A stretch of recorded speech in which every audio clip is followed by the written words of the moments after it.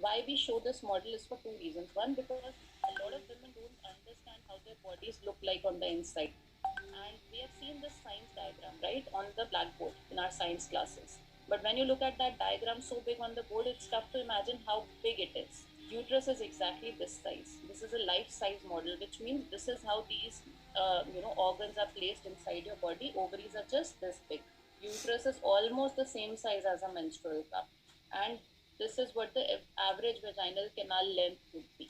The idea is that since menstrual flow will be coming from inside the uterus through the cervix and out the vaginal canal, typically when you're placing a pad here, if you're using a pad, you put it outside of the vaginal opening so that all the flow that comes through here, it enters the pad and it gets absorbed. So traditionally, most products have been absorbents, whereas now most of the upcoming products, including cup or a menstrual disc, which is still new, all these are collectors and they collect the menstrual flow. And the idea is to place them here somewhere below the mouth of the cervix inside the vagina so that they collect the menstrual flow and don't allow for any leakages from the sides. Now, this idea feels very weird. The first thought is it dangerous that I'm going to insert something inside my body? Second thought that comes to mind is if I'm inserting something, will it change the shape of my vagina?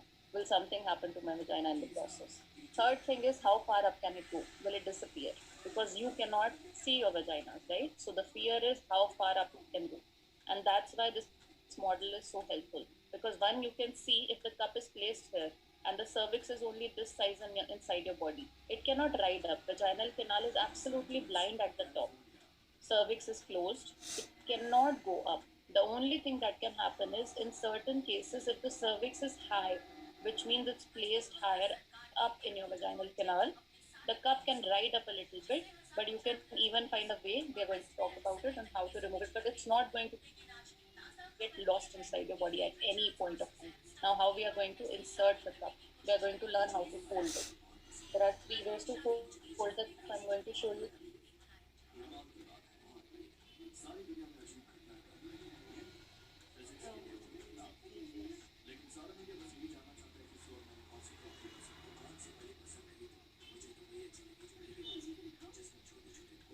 Am I back?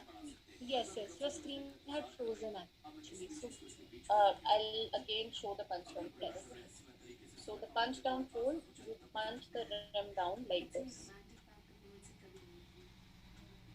Okay, simple. Just press the finger down like this. Just, and it gives a very easy one hand grip. This is a punch down fold, works wonderfully well with new beginners. The second is just flatten it, and turn it into a U or a C. Okay. The third is again flatten it and turn it into a 7. So there are three ways to fold it. There are multiple other ways. In fact, this cup is so soft, you can fold it any which ways you like, and it will always pop back open. Okay, very very flexible thing. So when I want to insert the menstrual cup, I'm going to make sure again hands are clean, cup is clean. I'm going to just sorry, I'm going to punch it down, hold it in my dominant hand. I'm a right-handed person. Now I'm going to get in a comfortable position. What that comfortable position is, I can either squat down. A lot of women like to squat down to insert it in. What I do is I put one of my legs on the toilet seat or any other stool which is available. So you put one leg on an elevated platform. With the other hand, you spread the labial lips, find the vaginal opening and insert the cup in. Now, when you're inserting the cup in, remember that this vaginal canal is not straight up like this. It's not a canal which goes up inside your body. It's inclined like this. Okay, just look at this. Vaginal canal is not positioned like this in our body. It's positioned at a 45-degree angle. If this is your backbone, it's pointing towards your backbone. So what I'm going to do is I'm going to insert it in a direction that I'm sliding it back towards my spinal cord. And I'm not going to push it up, because what is going to happen if you try to push it up? You're going to meet the anterior wall of vagina and you're going to feel it's not going up and it's painful. It's causing discomfort and you're not going to try. So you need to bring it to the vaginal opening and you drag it back. As far as your fingers will allow, you drag it back and then you take your fingers out.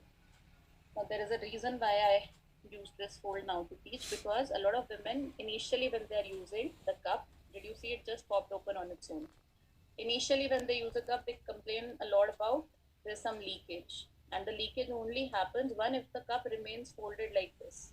Okay, and why will the cup remain folded inside like this is because your vaginal muscles, which means the muscles which are lining this vaginal canal, they are very powerful muscles. They can crush the cup.